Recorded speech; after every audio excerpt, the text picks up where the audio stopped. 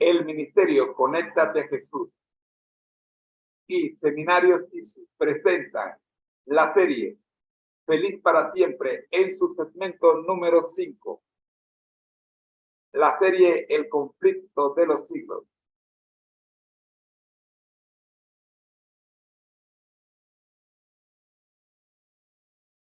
En su cuarto tomo,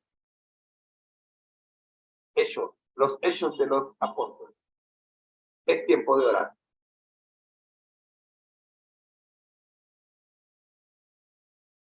Amado Dios que estás en el cielo, en compañía de tu amado y vives en la unidad del Espíritu Santo por todos nosotros.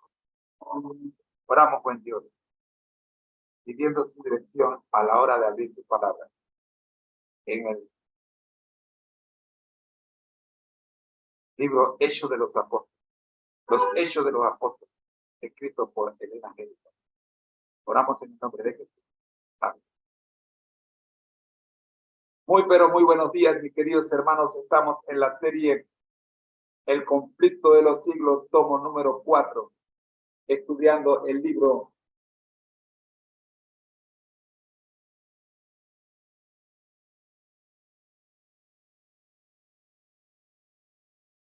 Los Hechos de los Apóstoles.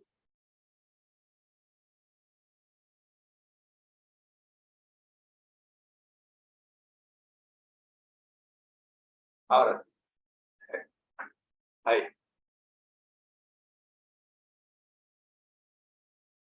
Contrario a lo que dice la pantalla, no es el tomo 3, es el tomo 4 de la serie. El tomo 3 es el Deserta a la gente, lo que digamos ayer. Vamos entonces a ver qué nos tiene, repasando el prólogo.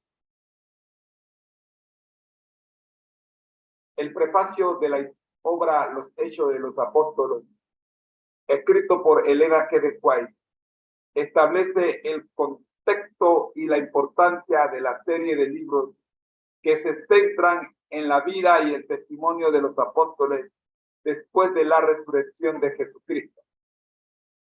A través de este prefacio, la autora Elena G. White introduce la relevancia de la Iglesia Apostólica y cómo su historia sigue teniendo un impacto significativo en la Iglesia actual. ¡Aló!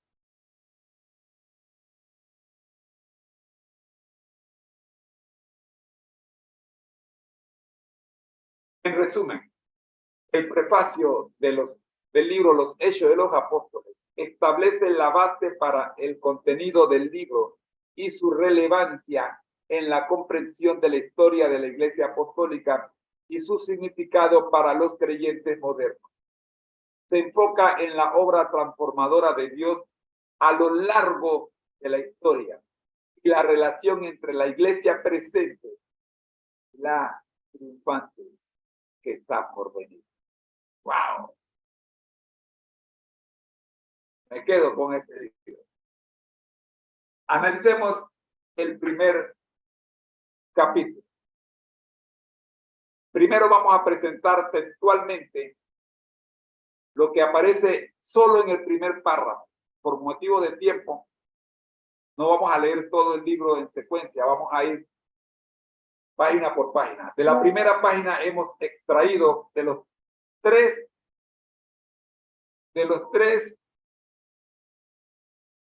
párrafos que contienen el primer capítulo. Hemos extraído el primer párrafo para presentarlo en vivo y luego analizaremos los otros dos. Dice, del primer párrafo tenemos tres lecciones. Primero, la iglesia, el título, el propósito de Dios para su iglesia. Ese es el título.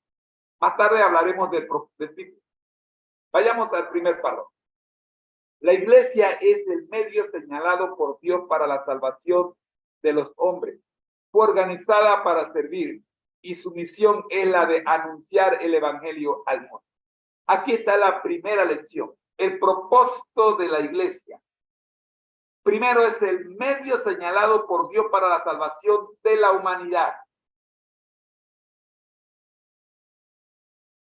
Y luego, nos dice que fue organizada. O sea, la iglesia no está en desorden. Dios es un Dios de orden. La iglesia tiene un orden. Y ese orden tiene un objetivo, tiene un propósito, es servir. Esa ordenación tiene como propósito servir.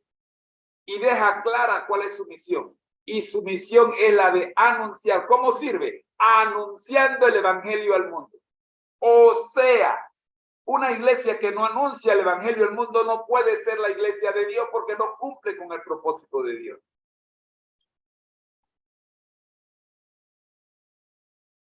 La segunda oración de este primer párrafo dice así. Desde el principio fue el plan de Dios que su iglesia reflejase al mundo su plenitud y suficiencia. Los miembros de la iglesia, los que han sido llamados de las tinieblas a su luz admirable, han de revelar su gloria. Desde el principio, dice, fue el plan de Dios que su iglesia reflejase al mundo su plenitud y suficiencia. Es la tarea de la iglesia reflejar el carácter de Dios. Cuando una iglesia no refleja el carácter de Dios, todavía está en tinieblas. Por eso los miembros de la iglesia han sido llamados a salir de las tinieblas. Pero si usted está en el templo, escúcheme bien, si usted está en el templo, registrado en el libro de la iglesia, pero vive en tinieblas, no refleja la plenitud y la suficiencia de Dios, esto quiere decir que aunque su nombre esté escrito en el libro de la iglesia, usted no está en la iglesia. Usted no es parte de la iglesia porque no cumple con las características de la iglesia, que es la de reflejar la plenitud y suficiencia de Dios nuestro. Tercera, estoy en el primer párrafo del libro Los Hechos de los Apóstoles. Tercera oración. La iglesia es la depositaria de la riqueza, de la gracia de Cristo, y mediante la iglesia se manifestará con el tiempo, aún a los principados y potestades de los cielos. Efesios 3:10. El despliegue final y pleno del amor de Dios. Aquí hay una profecía. La iglesia es la depositaria de la riqueza de la gracia de Cristo. El Señor ha colocado en nosotros, ha vaciado sobre la iglesia las bendiciones del cielo hasta que sobreabunden. Mediante la iglesia se manifestará en el tiempo, aún a los principados y a las potestades en los cielos, el despliegue final y pleno del amor de Dios. Hemos confundido lo que es riqueza y estamos esperando que del cielo nos caiga una casa nueva, un carro nuevo, una cuenta bancaria. Pero la riqueza de la cual Dios derrama sobre nosotros es la plenitud de su propio amor. O sea, Él mismo. Y lo hizo, ¿sabe cuándo? Cuando entregó a su Hijo para que muriera en la cruz por usted. Te espero mañana, cuando seguiremos analizando el primer capítulo de la obra Hechos de los Apóstoles. Ha sido una presentación del Ministerio Conéctate en Jesús y seminarios y historias. Somos mucho más que cursos y clases privadas. Oremos. Dios nuestro y Señor Jesucristo, gracias, Señor, por el análisis del libro Hechos de los Apóstoles en su primer párrafo en el capítulo 1. Oramos, buen Dios, pidiendo su dirección para seguir analizando este primer capítulo el próximo miércoles, cuando estaremos una vez más con la serie El conflicto de los siglos y el cuarto tomo, los Hechos de los Apóstoles. Oramos en el nombre de Jesús. Amén. Te esperamos dentro de 8 días para continuar analizando el libro Hechos de los Apóstoles de Elena G. White. Soy tu hermano en Cristo, José Moreno, y te deseo que pases lo mejor del día de hoy.